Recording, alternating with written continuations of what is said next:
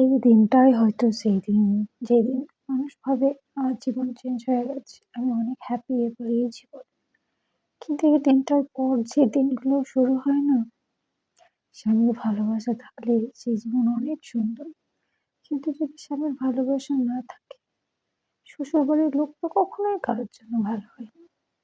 আর এই দিনটা আসার পর যেন সেই দিনগুলো, সুখের দিনগুলো সব শেষ হয়ে যায়।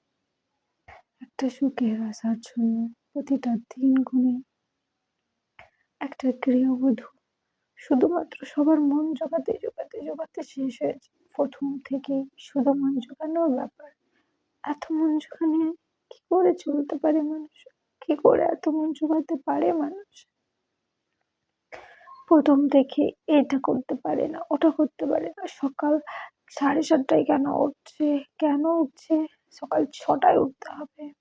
বিকেলে কেন ঘুমাচ্ছে? কাজ করতে পারে না, সারাদিন ঘুমাচ্ছে। এই নিয়ে একটা গৃহবধূর জীবন শেষ।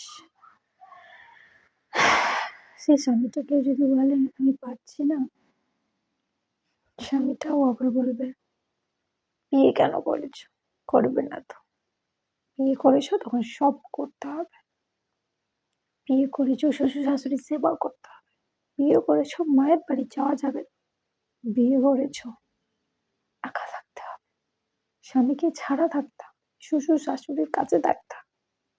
একটা মেয়ের কি আশা আকাঙ্ক্ষা বলে কিছু থাকে না?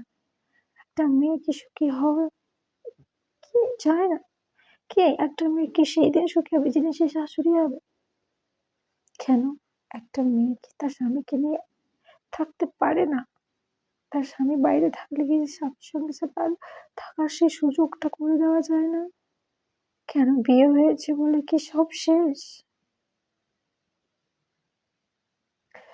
একটা মেয়ে সব নিজের কমফোর্ট জায়গা ছেড়ে আসে, যেখানে সে সব কিছু করেছে, এখানে আনন্দ উল্লাস নিজের মতো করে জীবন কাটানো, সে সব ছেড়ে যখন একটা শ্বশুর বাড়িতে আসে, তার মেয়েটার কাছে শুধু একটাই চাওয়া থাকে মেয়েটার, যেন তার স্বামী তাকে অনেক ভালোবাসে।